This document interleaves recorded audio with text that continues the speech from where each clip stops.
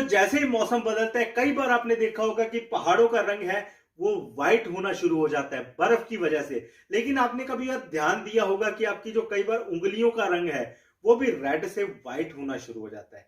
जी हाँ, कई बार कुछ ऐसी कंडीशंस आ जाती हैं जिसके अंदर हमारी उंगलियों का कलर है वो लाल से व्हाइट हो जाता है, सुन्नापन आना शुरू हो जाता है, तीखा तीखा पेन आता है, पिन प्रिकिंग सेंसेशन वाला। कई बार ऐसा लगता है कि ये जो पार्ट है वो पूरा गुदगुदा एकदम सुन्ना सा हो गया है। कई बार ऐसा लगता है कि ये जो पार्ट है ये हमारी बॉडी का है ही नहीं, ये किसी और की बॉडी का पार्ट है। सो बेसिकली ये कंडीशन क्या है? इस कंडीशन को हम बोलते हैं रेनॉल्ड सिंड्रोम। जी हाँ, ये एक मौसमी या इसको बोल दे कि बेमौसमी का एक इस तरीके का सिंड्रोम है जो सर्दियों के अंदर आता है और मोस्ट ऑफनली फीमेल्स को आता है। सो आज हम बात करेंगे कि रेनॉल्ड सिंड्रोम क्या होता है, किस तरीके से इसको आप डायग्नोस कर सकते हो, कौन कौन से इसके कारण है और कैसे हम इसका प्रिवेंशन और ट्रीटमेंट कर सकते हैं। अब मैं आपको देने वाला हूं बैक टू बैक सीरीज के अंदर ट्रीटमेंट, यानी कि हर तीसरे दिन मेरी वीडियो आएगी और इस वीडियो के अंदर मैं आपको प्रॉपर ट्रीटमेंट विद डायग्नोस और विद प्रॉपर असेसमेंट हर एक चीज का आपको ट्रीटमेंट बताने वाला हूं बिल्कुल फ्री में। और ये एक मेरा फर्ज है आपकी हेल्थ को सुधारना, लेकिन एक फर्ज आपका भी बनता है कि अगर आप मेरी वीडियो को देख रहे हो तो चैनल को जरूर सब्सक्राइब करिएगा और वीडियो को अपने दोस्तों के साथ जरूर शेयर करिएगा, ताकि इससे मेरी मोटिवेशन बनी रहती है, मैं और अच्छे तरीके से आप तक वीडियोस को लेके आ सकता हूं। आज की वीडियो के अंदर हम बात करेंगे रेनॉल्ड सिंड्रोम की। नमस्कार, मैं डॉक्टर हरप्रीत सिंह आप सबका स्वागत करता हूं डॉक्टर एचपीएस व्लॉग के अंदर। फुल फॉर्म के अंदर चल रहे हैं। आज हम बात करेंगे रेनॉल्ड सिंड्रोम के बारे में कि रेनॉल्ड सिंड्रोम क्या होता है। बेसिकली एक ऐसा सिंड्रोम है जो मोस्ट ऑफन फीमेल्स के अंदर होता है, यानी कि अगर हम 10-10 का रेशियो लें तो 10 में से एक मेल को होगा लेकिन 9 फीमेल्स को होगा, यानी कि इसका 90% जो रेशियो है वो फीमेल्स की तरफ जाता है। फीमेल्स को ये कंडीशन मोस्ट फ्रीक्वेंटली होती है कि सर्दियों के अंदर उनके जो हाथ हैं वो सुन्न पड़ने शुरू हो जाते हैं, उनके अंदर जो ब्लड है वो प्रॉपर सर्कुलेट नहीं कर पाता, जो इसका कलर है वो चेंज हो जाता है, रेड से व्हाइट हो जाता है और कई बार तीखा तीखा पिन प्रिकिंग पेन आना शुरू हो जाता है। मोस्ट ऑफन ये हमारे हाथ की उंगलियों से लेकर हमारे पैर की उंगलियों दोनों के अंदर ये चीज हो सकती है और मेनली ये हमारे जो डिस्टल पार्ट्स होते हैं यानी कि हाथ और पैर, इनके अंदर ही होता है, इसके अलावा किसी और बॉडी पार्ट के अंदर नहीं होता।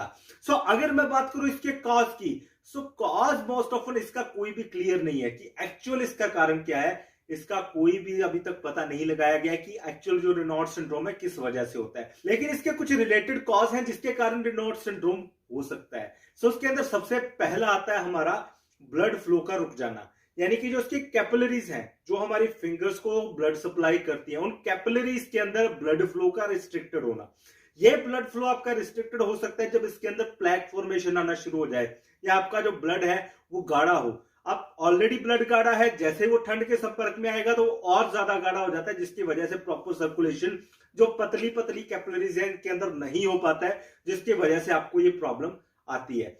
नंबर 2 पे अगर इसके अंदर कोई भी इंजरी हो जाए, यानी कि अगर आपकी कोई ब्लड वेसल जा रही है जो हाथ को सप्लाई करती है, उसके अंदर कोई इंजरी हो जाए, उसकी वजह से आपकी ब्लड सप्लाई रुक जाए, तो ये आपका दूसरा कारण हो सकता है। तीसरा आता है हमारा मेडिकेशन, यानी कि कुछ इस तरीके की मेडिसिन लेते हैं जो आपके हार्ट के एसोसिएटेड है, यानी कि दिल के लिए, उसको वैसोकंस्ट्रिक्ट करवाने के लिए वैसोकंस्ट्रिक्टर या बीटा ब्लॉकर्स, इस तरीके की अगर आप मेडिकेशन ले रहे हो तो ये दवाइयां आपको मोस्टली तंग कर सकती हैं। इन दवाइयों से जो ब्लड है वो थोड़ा गाढ़ा हो जाता है, जिसकी वजह से आपको अपने जो ब्लड सर्कुलेशन है वो प्रॉपर नहीं मिल पाता। नंबर 4 पे आता है हमारा स्क्लेरोमा, यानी कि हमारी स्किन की टिश्यू के अंदर अगर कोई प्रॉब्लम आ जाए। अब स्किन के अंदर भी पतली पतली कैपिलरीज हैं, इनके अंदर भी ब्लड सप्लाई है।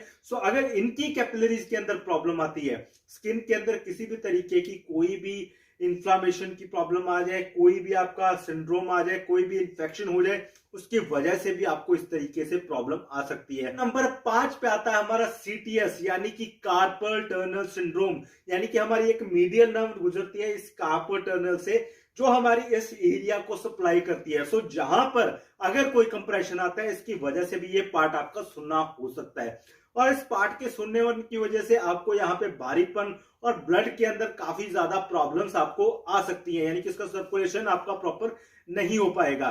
सीटीएस मोस्ट ऑफन अगर आप लैपटॉप यूजर हैं या फ्रीक्वेंट मोबाइल के यूजर हैं तो आपके चांसेस काफी हैं कि आपको सीटीएस की वजह से इस तरीके के इशू आते हो। इसके ऊपर मैंने एक कंप्लीट वीडियो बनाई है जिसका लिंक मैं ऊपर आई बटन के ऊपर दे रहा हूं, नीचे डिस्क्रिप्शन के अंदर भी आपको इसका लिंक मिल जाएगा। इसको जाकर आप जरूर देखिएगा, बहुत ही अच्छी वीडियो है कि सीटीएस किस तरीके से एक नर्व आपके हाथ को कंट्रोल करती है। तो हमारा छठा कॉज है हमारा स्ट्रेस, यानी कि जब भी हम स्ट्रेस और एंजाइटी में होते हैं, जब भी आप चिंता करोगे, जो आपकी वेसल्स है, इसका एक नेचुरल फिनोमिना है कि ये वेसो कंस्ट्रिक्शन में है, यानी कि आपकी बॉडी है वो कंस्ट्रिक्ट कर जाती है, वो श्रिंक कर जाती है।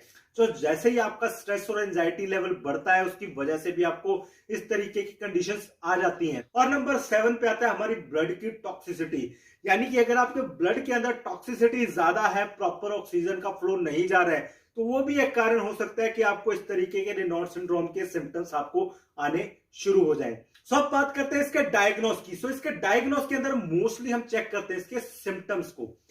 आप ये चेक करोगे कि आपकी जो उंगलियां हैं, जो इसके ऊपर वाले पार्ट हैं, इनके अंदर सुन्नापन आ रहा है, आपको प्रिकिंग, जैसे कोई निडल प्रिक करता है इस तरीके का आपको कोई पेन आ रहा है। इसके अलावा इंटरमीडिएट क्लाउडिफिकेशन, यानी कि अगर आपका अभी ठीक है लेकिन जैसे ठंड में जाते हुए एरिया व्हाइट हो जाता है, तो ये कुछ आपके सिम्टम्स हैं जो आपको बता सकते हैं कि आपको रेनॉल्ड सिंड्रोम हो रहा है। बेसिकली ये दो तरीके से हैं, तो दो तरीके से आप इसको डायग्नोस कर सकते हैं। इसके अंदर सबसे पहले आता है हमारा प्राइमरी रेनॉल्ड सिंड्रोम, दूसरा आता है हमारा सेकेंडरी।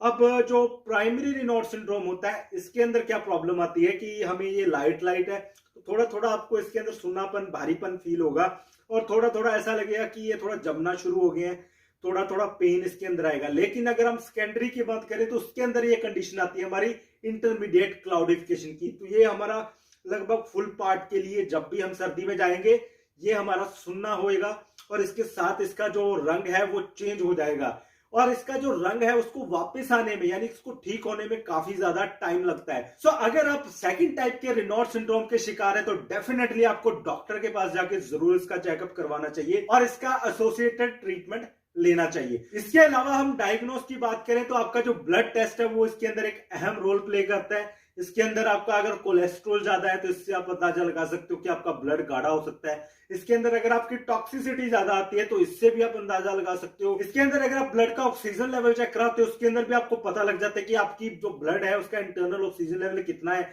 अगर कम है तो व्हाट ऑब्वियस है कि इस तरीके की कंडीशंस आपको आ सकती हैं। सो ये हो गया हमारा डायग्नोस। अब हम बात करते हैं इसके प्रिवेंशन की, कि इसको किस तरीके से प्रिवेंट किया जाए।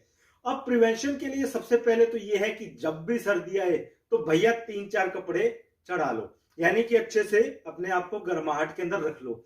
सो जैसे ही आप बाहर जाते हो ग्लव्स पहन सकते हो, मफलर पहन सकते हो। ट्राई करिएगा कि आप जितना ज्यादा इसको वार्म रख सकते हैं, जितना ज्यादा इसको गर्म रख सकते हैं, उतना ही आपके लिए ये बेनिफिशियल होने वाला है। अगर आप थोड़ा आउटसाइड जा रहे हैं तो अपनी कार को पहले ही गर्म करके रखिए। घर के अंदर हैं तो अपने सॉक्स और ग्लव्स आप पहन के रखिएगा, और इसको पहन के ही आपने काम करना है ताकि आपको ज्यादा ठंड का एक्सपोजर ना हो। इसके बाद अगर हम बात करें कुछ ट्रीटमेंट की, तो उसके अंदर सबसे पहले आता है हमारा डाइट। अब डाइट के अंदर हम कुछ एंटी इंफ्लेमेटरी जो वेजिटेबल्स हैं, वो फ्रूट्स हैं, वो हम ले सकते हैं। इसके अलावा वो फ्रूट्स ले सकते हैं जो आपके ब्लड के टॉक्सिसिटी को कम करते हैं। और अगर आपको ये प्रॉब्लम आपको ज्यादा खाने से या ज्यादा कोलेस्ट्रॉल की वजह से होती है तो आपको खाने को चेंज करके कम कोलेस्ट्रॉल वाला या बेस प्रोडक्ट्स आपको लेने पड़ेंगे जिसके अंदर कोलेस्ट्रॉल कम हो। इसके अलावा आप एक्सरसाइज कर सकते हैं। एक्सरसाइज आपको इसके अंदर बहुत अच्छा हेल्प करने वाली है।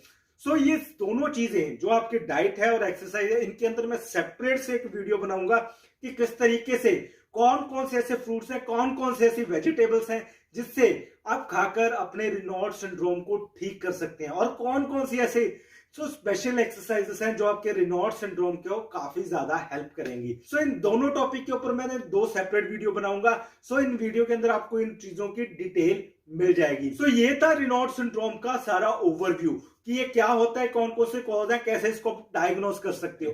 सो बहुत सारी रिसर्च लगती है इन सब चीजों को ढूंढने में, बहुत सारा टाइम लगता है क्लिनिकल वर्क के अलावा आपके लिए वीडियोस बनाने के लिए। लेकिन डेफिनेटली इन दोनों के ऊपर मैं आपके लिए वीडियोस लेकर आऊंगा। तब तक के लिए अगर आपको ये वीडियो अच्छी लगती है तो इस चैनल को जरूर सब्सक्राइब करिएगा और अपने दोस्तों के साथ जरूर शेयर करिएगा ताकि वो भी इस सिंड्रोम से छुटकारा पा सके। तो आज की वीडियो के लिए सिर्फ इतना ही। अगली वीडियो में मिलते हैं अगली बार, तब तक के लिए नमस्कार।